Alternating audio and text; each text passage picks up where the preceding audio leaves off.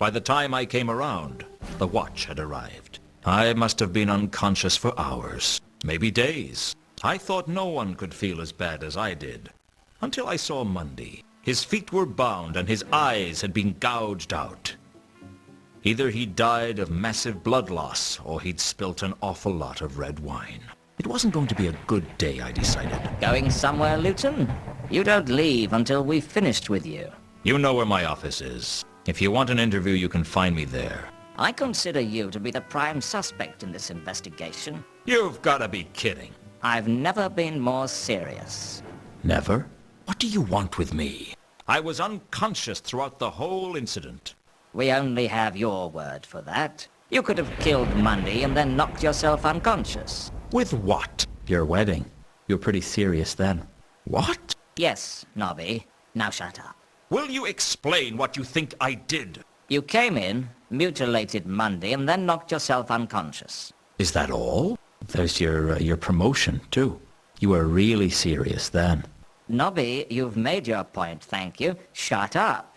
How did I knock myself unconscious? I don't know yet. But you're not a complete fool, Luton. You'd have found a way. Do you have any evidence against me, or is this just part of your ongoing campaign of victimization? It's just, you're always kinda serious. You were present at the time of the murder. Your rope was used in the murder. My rope? The murderer steals from me, and suddenly I'm guilty of murder? It's not a bad thing. I mean, you're the commander of the watch, and that's a serious job. Then there's the victim's message. Azil? How does that incriminate me? It ends in L-E. He could have been trying to write Luton. He could have died before he could finish. He could have been trying to write lemon. And what is Azzy supposed to mean? I was only trying to help. For all we know, Azzy might mean it was in Mundy's own language. For all we know, Azil might mean, help, someone has gouged my eyes out. You're just guessing. There must be other suspects. The landlord says no one went upstairs after you. It could be the landlord for all you know. Mankin? He's not the type. Anyway, he reported the incident to us. Listen, you've got nothing on me, and unless you're going to arrest me, I'm going to leave. I'm keeping an eye on you, Luton. Consider yourself a suspect for all the counterweight killings. If you're in any way involved, I'll find out. Don't leave town, Luton. He's really got it in for me, hasn't he? He's not a bad person, Luton. He's just a bit... psychotic? Obsessed? Judgmental? I was going to say overworked, but I've changed my mind. What's this about counterweight killings? Well, and this is in the strictest confidence. I won't tell anyone who doesn't talk to me. The murders have all been a bit, well, odd, redualistic. What? They are involved with a revival of philosophical principles concerning the division of reality into two independent forces, mind and matter?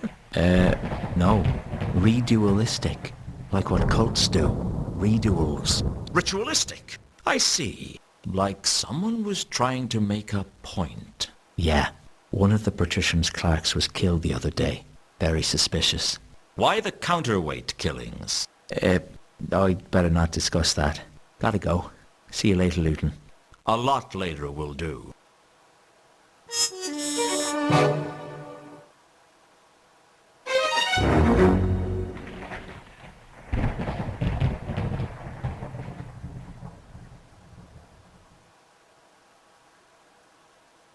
Mundy's corpse wasn't very attractive. I wasn't looking forward to telling Carlotta how Mundy died. Mundy's killer had tied his legs together with my rope. It was bad enough that he stole my rope without implicating me in a gruesome murder at the same time. Looking closely at the frayed rope hanging from the rafters, I knew that Mundy had been tied up by the legs and then hung from the ceiling. I didn't know why. Frankly, I wondered if I really wanted to know why. Something very strange was going on. Someone, either the killer or Mundy, had written Azil on the wall in blood. Mundy's blood, presumably. I had no idea what it meant.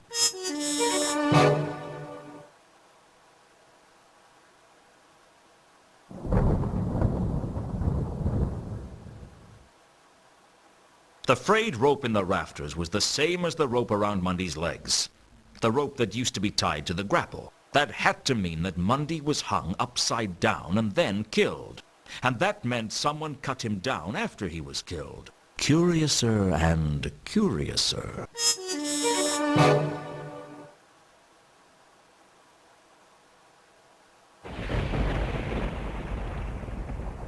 They say that the universe is full of particles called inspirations. One of them hit me at that moment because I suddenly realized something that should have been obvious. If Mundy was hung upside down, and if Mundy wrote the message, then the message was upside down. Turning it around in my head, I could see that it read 3712V. It wasn't a meaningless word after all. It was a meaningless combination of letters and numbers instead. Somehow that seemed much, much worse.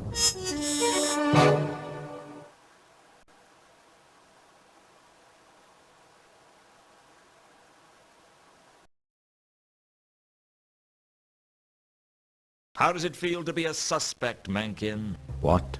You're an obvious choice of suspect because you called the watch. You were the first on the scene. Round here, that means it's practically a closed case. I don't see why. You were there when I got there. I was unconscious. Well, I heard a commotion. That's what made me check it out in the first place. Maybe Mundy managed to knock you out before he died.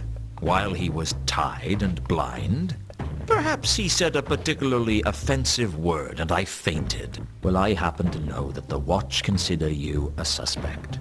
Well, don't forget that I know something that they don't. That you're a liar and you can't be trusted. Just because you can't trust me doesn't mean no one can trust me.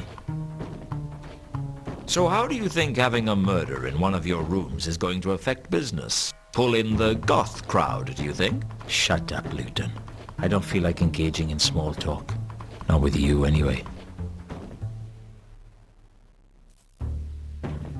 I've been thinking hard about Mundy's death, and there's something that doesn't add up.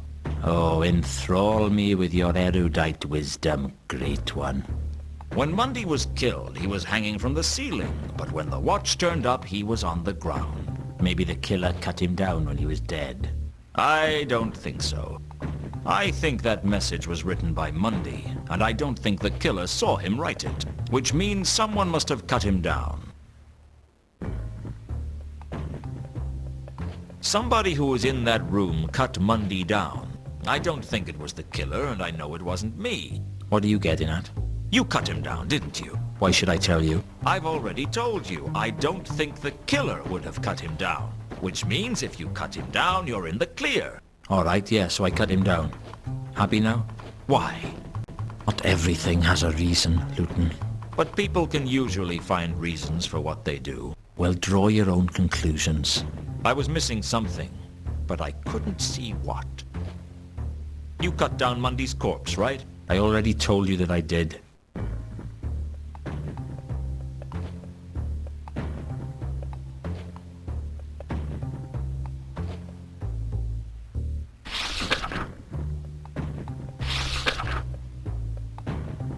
Does 3712V mean anything to you? Leave me alone, Luton.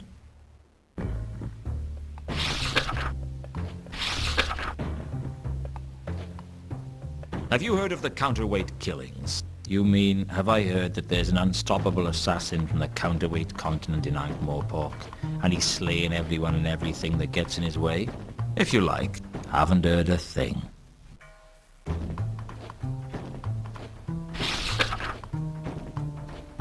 I need to speak with Sapphire. Try and imagine how much I care. Look, is she here or not? She's in her dressing room.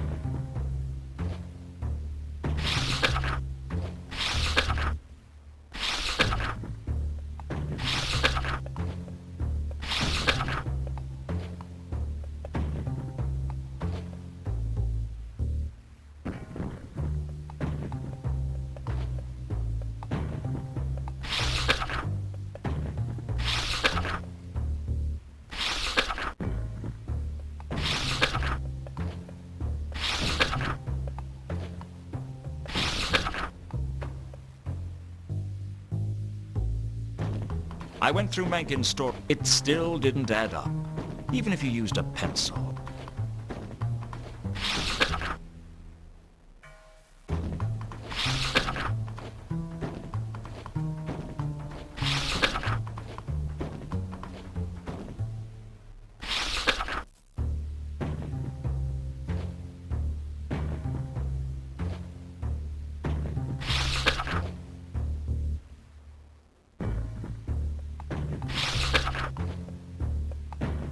You cut down Mundy's corpse. I already told you that I did.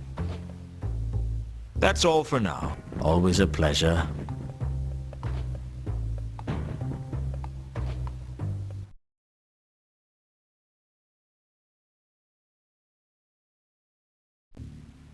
It's really impolite to walk into a room without knocking.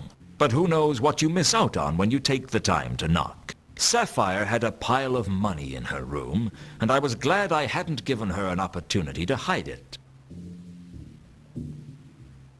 Luton, you startled me. Didn't Mother tell you not to walk into rooms unannounced? Mother told me to walk into rooms with a crossbow. She was a sensible woman. What you want? That's quite a lot of money you've got. What? Oh, yeah. Money, yeah. Where'd you get it, Sapphire? Oh, that. Well, see, I won it. Won it? Yes, at casino. Which one? Saturnalia. Sapphire go there often. Really? Is it a good casino? Oh, yeah. Good as casino get. You should go, Luton. Maybe I will.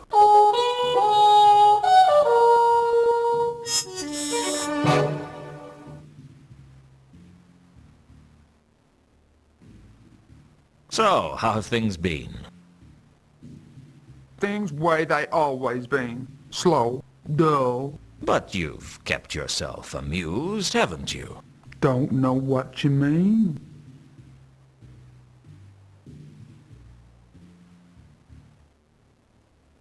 You lied to me, Sapphire. Strung me along with that Madame Lodestone story.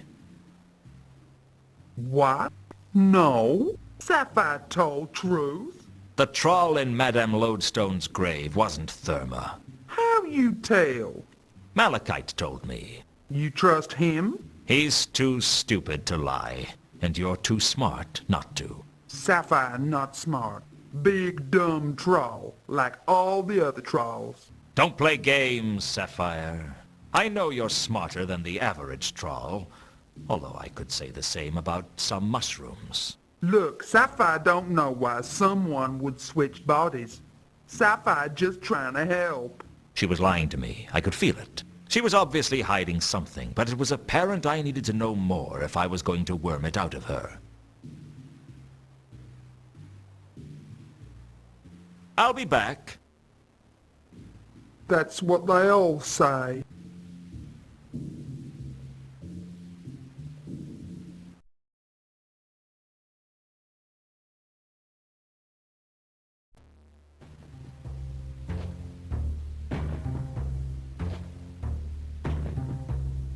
Come to persecute me some more, Luton? A man's got to have a hobby. So how do you think having a murder and pull in... Shut. I don't know. Where did Sapphire get all that money from? Ha, ha, ha. You never give up, do you? That's considered an asset in my line of work. Just leave me alone, Luton. I'm sick of the sight of you. I'm sick of talking to you. And I am sick of all your damn questions. Look, you know I'm not gonna give up. Why not just pretend you've held out for a commendable length of time and finally cracked? It could be our little secret. Luton, if anyone starts saving up to get an assassin for you, let me know, will you? That's one cause I'd gladly give generously to. In the meantime, what about Sapphire's money? I didn't even know she had any money. She claims to have won it over at the casino. At Saturnalia? You've got to be kidding. If Sapphire had a big win, the whole town would know about it by now. No, I'd be prepared to bet it has something to do with whoever she met when she missed her shift. Who did she meet? I've no idea. All I know is she missed her shift because she had to meet someone. Thanks for your help. Oh, it's always a pleasure, Luton.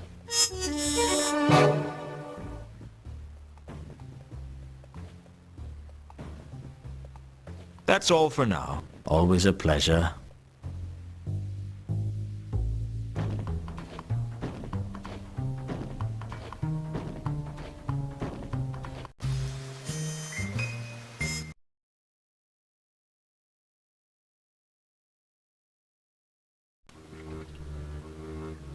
Still here? Not for much longer, I hope. When do you sail? As soon as we've got her loaded. How much is passage? Where are you looking to go? I don't know. Sort, perhaps. We've just come from there. It'll be a long time before we get back there again. Did you bring any passengers? Sure. We always try to take a couple of passengers. They pay their way, of course.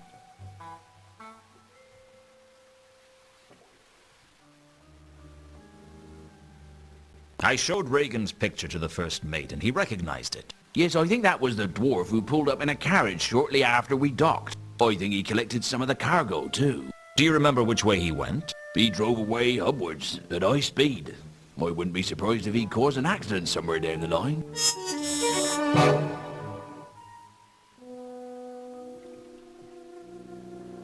Well, safe voyage, if that's possible.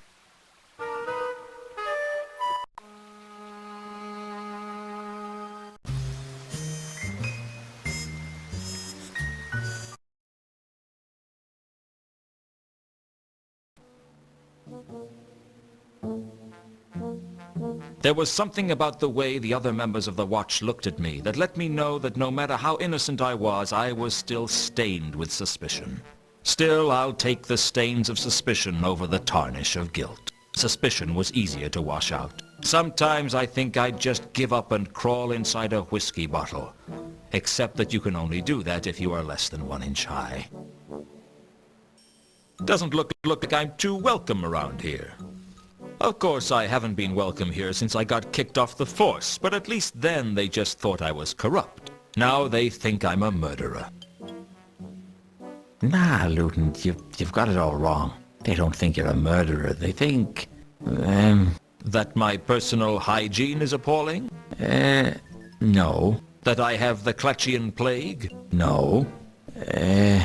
Face it, they think I'm a murderer. You know, give me a minute, I'll think of something. Nobby, you've never thought of something printable in your entire life. Why should you start now? Did anyone report a speeding carriage 3 days ago? Funny you should ask that. Sergeant Colon was almost run down by a carriage 3 days ago. He's been going on about it ever since. Says we ought to have speed limits for carriages. How would you tell what speed a carriage was going? Well, a watchman's instincts are never wrong. You could always go for a more preventative approach. Like what? Well, you could ban carriages altogether. Yeah, that'd work. Hey, you could go one step further. You could ban people from Ankh-Morpork, and then there'd be no crime at all. Well, there'd still be the trolls and the dwarfs, and the gargoyles, and the gnomes, and the undead and the golems. Of course, the golems don't make much crime, and the gargoyles' only crime is aidicide. And it's not like we're short of pigeons. But the trolls and the dwarfs, well, I mean, they make as much crime as any of the humans, maybe even more. It's no fun when it's this easy. Like shooting fish at a barrel. Eh? Never mind. About this carriage the other night. Where did Colon see it? I think he said it was headed for the Maudlin Bridge. It wasn't much of a lead, but at least it was something. Usually you could only get a lead out of Nobby with a scalpel.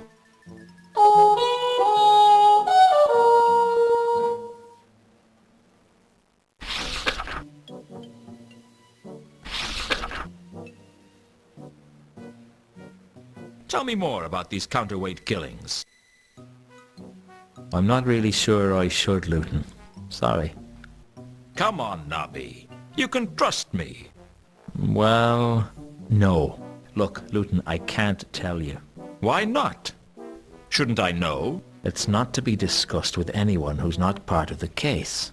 Ah, I see. Well, that makes sense. Obviously, you wouldn't want people not involved with the case learning about it. Exactly. And I'm the prime suspect in that case, right? Well, you're the prime suspect in the Mundy case. But the prime suspect in the counterweight killings is that foreign spy who's been killing all the prominent people. Like that bloke up at Unseen University and that fellow in the Patrician's Palace. Right. Well, I won't ask any more questions then, seeing as how I shouldn't. Thank you, Luton. I appreciate it. I take it I'm still the prime suspect for Monday's murder. Afraid so, Luton. I take it you realize that Mundy was hung upside down from the rafters. Well, yes, of course. Yes. Hung upside down. Yeah. I can't believe that the person doing the most work on this case is also the prime suspect. Well, I'm sure I'll be back. Yeah, right, Luton.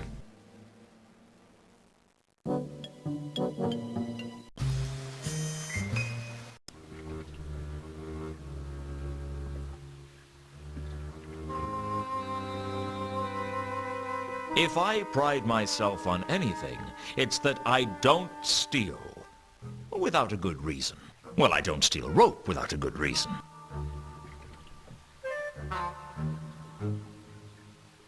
Some people will steal anything, and that includes me, it seems.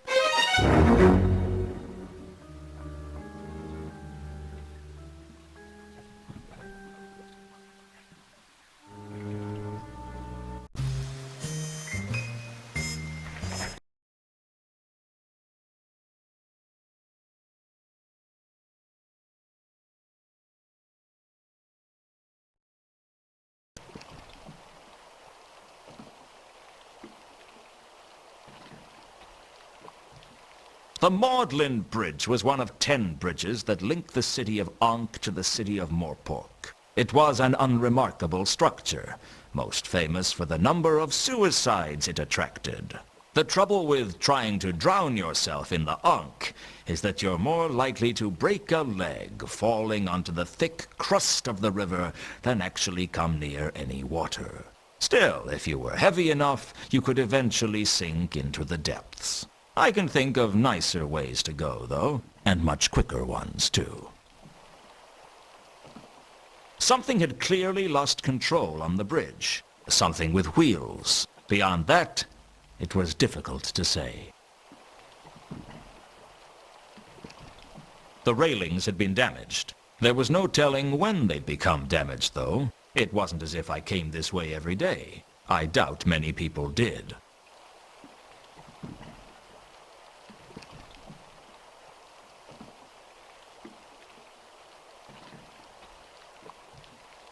Some fabric had caught on the railings of the bridge.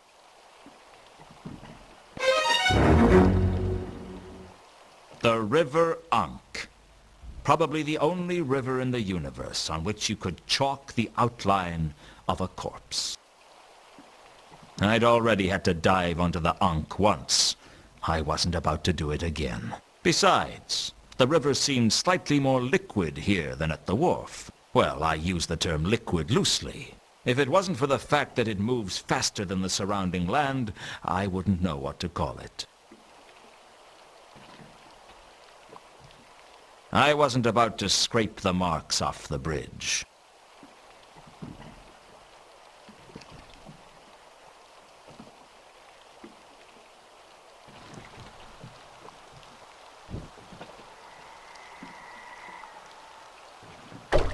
There was something down there. I was sure of it. But I wasn't strong enough to pull it up.